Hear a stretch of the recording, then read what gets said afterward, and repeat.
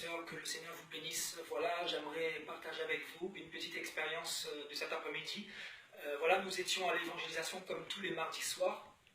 Et j'aimerais dire que mon message s'adresse particulièrement à nos frères et sœurs catholiques que nous aimons dans l'amour de Dieu. Donc, comme chaque mardi après-midi, nous sommes partis annoncer la bonne nouvelle du royaume des cieux pour aller sauver des âmes qui sont perdues, qui sont dans le péché. Et la Bible nous dit que les pécheurs ne peuvent hériter du royaume des cieux. Donc, tout disciple de Jésus-Christ a reçu cette mission, ce mandat, selon Matthieu, chapitre 28, verset 19, d'aller et de faire de toutes les nations des disciples en les baptisant au nom du Père, du Fils et du Saint-Esprit et de les enseigner à observer tout ce que Jésus nous a prescrit. Et Jésus-Christ va jusqu'à dire, voici, je suis avec vous tous les jours jusqu'à la fin du monde. Littéralement, il nous prescrit de marcher par la foi parce qu'il est fidèle et qu'il ne nous abandonne pas. Même si l'évangélisation est difficile, même si les gens nous rejettent, Jésus-Christ ne nous abandonnera jamais. Donc, amis catholiques, en tant que disciples de Jésus-Christ, vous avez aussi cette mission d'aller dans les nations, d'aller dans les rues, témoigner ce que Jésus-Christ a fait dans votre vie. Encore faut-il être converti. Pourquoi je dis ça? Parce que cet après-midi, j'étais à Gare du Nord et j'étais en train de prêcher l'évangile et au terme de ces 10 minutes de prédication, les policiers sont venus mettre un terme à notre message. Donc nous n'avons pas pu terminer, tout simplement parce que il y a des catholiques qui sont partis se plaindre à l'intérieur de la Gare du Nord. Ce qui est le comble là-dedans, mes frères et sœurs, ce n'est pas des hindouistes, des bouddhistes, des musulmans ou des personnes de confession religieuse autres qui sont partis se plaindre, mais ce sont des catholiques, des personnes qui se disent de Jésus-Christ, des personnes qui se disent du royaume des cieux, mais qui le renient par leurs œuvres. Aujourd'hui, mon message n'est pas contre les catholiques, mais contre leur doctrine, contre leur manière de comprendre la parole. La Bible dit que mon peuple est détruit parce qu'il lui manque la connaissance. C'est Dieu lui-même qui le dit, c'est Yahweh, c'est l'Éternel des armées même qui parle ici dans Osée, chapitre 4, verset 6. Donc, qu'est-ce que j'aimerais dire à nos amis catholiques? Vous qui vous dites de Jésus-Christ, si vous êtes digne de rentrer dans le royaume des cieux, vous avez reçu une mission. Alors pourquoi vous empêchez les autres de prêcher l'évangile? Le Seigneur est en train de nous enseigner à travers ce qui s'est passé cet après-midi.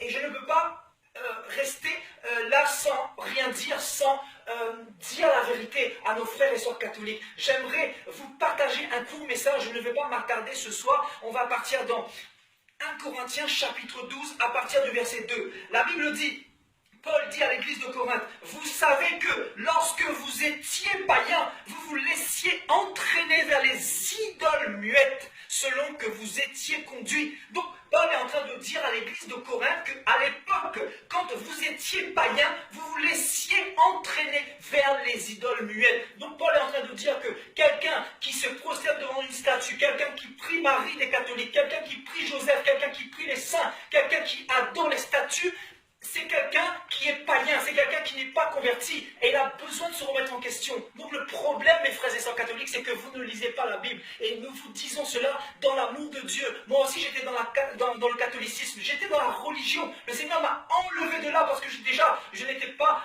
sincère quand j'étais dans l'église catholique, parce que je n'étais pas tradition, je l'étais simplement parce qu'on m'a dit qu'il fallait aller à l'église, à la messe tous les dimanches, mais je n'avais pas les œuvres, j'étais dans le péché et si je mourais comme ça, c'est en enfer que j'allais, mes frères et sœurs.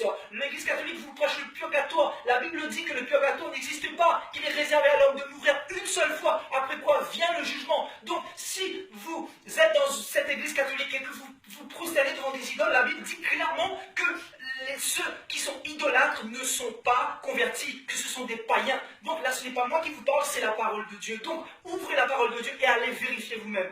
Et pour complémentariser tout ça, on va partir dans 1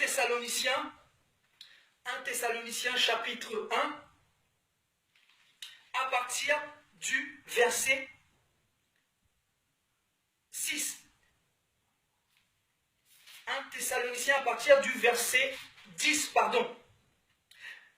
On va commencer à partir du verset 9. Car on raconte à notre sujet quel accès nous avons eu auprès de vous et comment vous vous êtes convertis à Dieu en abandonnant les idoles pour servir le Dieu vivant et vrai et pour attendre des cieux son Fils qu'il a ressuscité des morts, Jésus, qui nous délivre de la colère à venir. Donc Paul écrit dans son épître aux Thessaloniques, il dit, on m'a annoncé comment vous vous êtes convertis à Dieu en abandonnant les idoles. Donc si tu n'abandonnes pas les idoles, cher ami catholique, sache que tu n'es pas converti. Les Thessaloniques n'étaient pas convertis jusqu'au moment où ils ont pris la décision d'abandonner les idoles. Donc quel est le message du Seigneur pour vous, mes frères et sœurs catholiques dans le monde entier? Le message de Jésus-Christ, c'est de vous dire, revenez à l'évangile pur, revenez à la parole de Dieu, sinon vous ne serez pas sauvés. Vous ne serez pas sauvés tout simplement. La Bible dit dans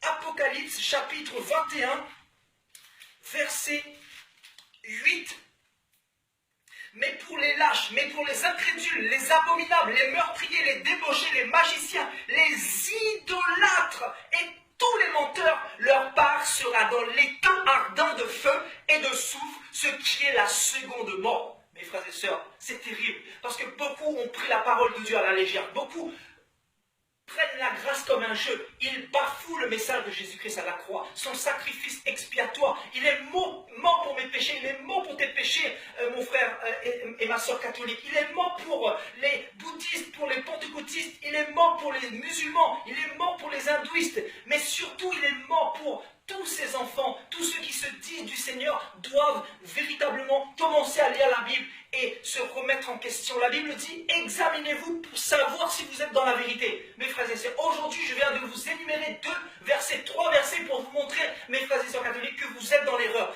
Il est temps véritablement d'ouvrir la Bible et d'aller vérifier vous-même. Mon message n'est pas contre vous, mais mon message est contre les fausses doctrines dans lesquelles vous êtes. Et si vous mourrez comme ça, la Bible dit clairement que c'est dans un lac de feu que vous allez partir éternellement. Et la parole de Dieu négocie avec personne. Ou tu te plies à la parole de Dieu, ou tu continues à marcher dans tes propres raisonnements. Et tu verras qu'après la mort viendra le jugement. Parce qu'après la mort, il n'y a plus l'opportunité de se repentir. Il y a des personnes qui ont été idolâtres et qui sont dans le lac de feu et ils ne peuvent plus revenir sur terre pour se repentir comme le riche dans Luc 16. Donc il est temps de te lever et de faire attention à ton âme et de prendre en considération ta vie, parce que la vie n'est pas un jeu. Le Seigneur est venu véritablement dans ce monde.